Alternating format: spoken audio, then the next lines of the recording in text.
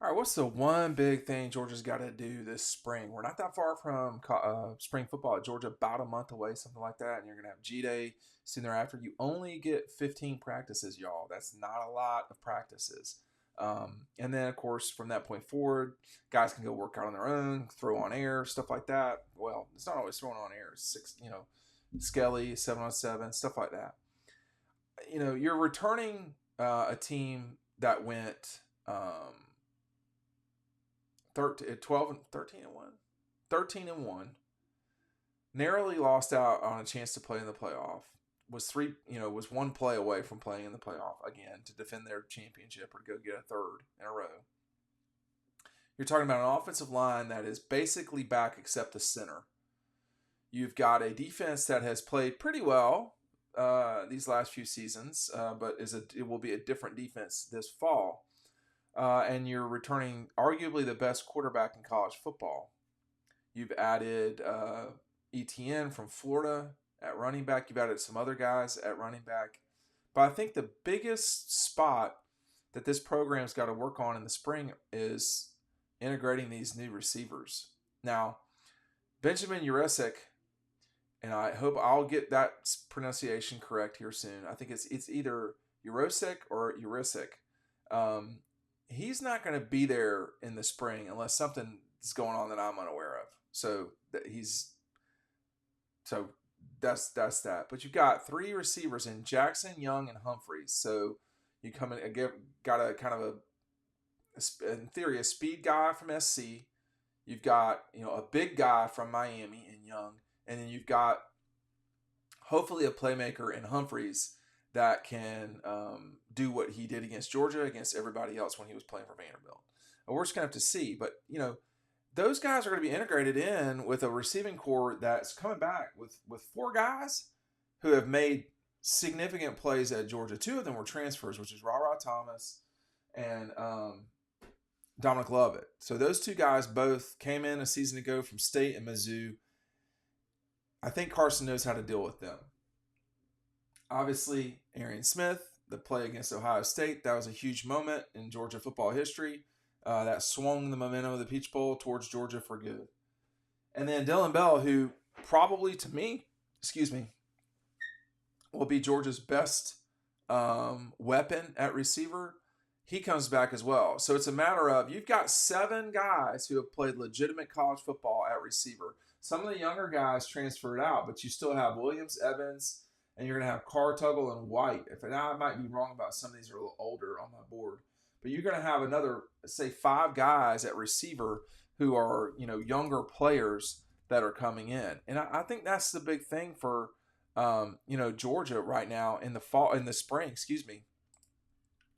is getting on the same page. Yeah, Tuggle and White. I'm sorry about that. I said Carr. He's not been around for a while. But he's on my board in erasable ink. I think those, you've got the capability to get Jackson, Young, and Humphreys involved, but you only have 15 practices. That's not a lot of practice. And, Carson and company are going to have to get in the Lamborghini and get to the practice fields and kind of go through everything, because it will be important how connected they are, not just, spiritually, but on the field. Like, they're going to have to literally connect with some of these passes from Carson to everybody else. So I think that's the biggest thing to me about spring ball. That's the biggest, if they don't handle that in the spring, it will put them behind. It will put them behind. And I don't think that's where you want to be going into a Clemson game where, you're going to be a pretty significant favorite, but you could lose that game. You could lose that game. So I think that's the part for me that's a critical, moment or thing. Georgia's got to get its passing game back on. You were never really able to be what you wanted to be because Bowers and McConkey constantly being hurt last year. Now you have an opportunity to have everybody healthy. I've got a few of these. These are Keely Ringo signed Dawg instructions from Georgia's first national championship under Kirby Smart. Make sure you're picking that up. The link is down below. I think you've got a real opportunity here with this team to score a bunch of points, again, and the addition of ETN was important for sure. Um, Georgia needed a really hefty back, and what I mean by that is someone who could help carry the load. Now that you had Kendall and Edwards leave, I mean those guys carried the rock a lot. But this is a program that had 305 yards passing a game last year. That's number 11 in the country, and considering how many blowouts they put on record, that's pretty good. There's several teams in front of them that did not have 10-win seasons. That's just their style. Washington State, USC, TCU, and Colorado State. Those teams were all had 8-5 records or worse. So, you look at Oregon, Washington, Oklahoma, Arizona, Memphis, and then Georgia. Those were the teams that were throwing the ball well and were winning. But none of those teams were Georgia, with the exception of perhaps Oregon and Washington. I skipped LSU, by the way, who would throw it all over the place. If you want to have 300 yards passing, if you're wanting that sort of production, you're going to have to get on the same page. And the spring, too, is a moment in time to connect.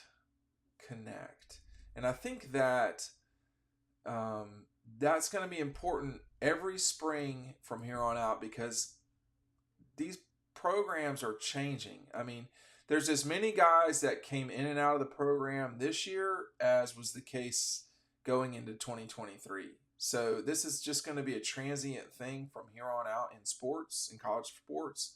And I think that,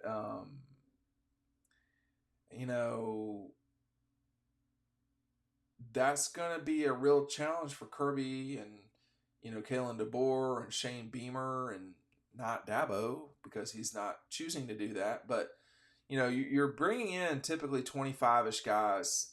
And then what's happening is, so those 25 guys are new. And then you're losing, guys that turn pro early. It's usually about 4 guys a year. And then you're losing your senior class, which is usually about 11. You're starting to add up these numbers now. So those guys are all gone. That's a different 11 or 12 different, 16 different variables. And then you have, transfer guys that go and leave, and transfer guys that come in. So it's Georgia's not lost a lot of players to the transfer portal necessarily, but they have lost a lot of players just because of the way that it works. And they've added the 4 ball catchers: Yursak, Jackson, Young, and Humphreys. Those are all guys you'd like to have the tight end from Stanford in earlier, but he's in his 4th year. I can't imagine it would take forever. I mean, they're still just playing football. I mean, this is not rocket surgery. So you do, we want to get on the same page and everything, but it shouldn't take a year. It should take weeks. And so that's what you're going to try to get. But I just don't know if you're going to be completely ready with this quartet of players. I don't know if you're going to be able to get them ready to go by the time that you need to, unless you get a really good spring. And the summer will be critical for this foursome as well. And I think if you are getting where you got to go during spring, then everything else will handle itself in the fall. The way that the schedule sets up, I mean, these guys are going to be they are going to need to be ready to play really quick. I mean, you're opening Clemson. 2 weeks later, you're traveling to Kentucky. I mean, you're playing 1 home game in September. So this is an important, moment in time. Georgia plays 3 home games before November. That's it. So they got Tennessee Tech, Auburn, and State. And the Auburn and State games are back-to-back. So there's no spread out time. You're Atlanta, Athens, Lexington, Tuscaloosa, Athens, Austin, Jacksonville. Now, I know people say, well, Atlanta, Well, okay, and then you go to Ole Miss. So you're going to play 6 and 3. It's going to be 6 and 3. You close out the season with 3 straight games at Georgia. I would hope that I know that Josh Brooks only has so much say in some of this, but boy, I would definitely see if I could spread out the home games a little bit further in the near future, um, if possible, because it would help out a lot. But that's, I think, the thing. If Georgia doesn't get this figured out in the spring, I think that's going to be problematic.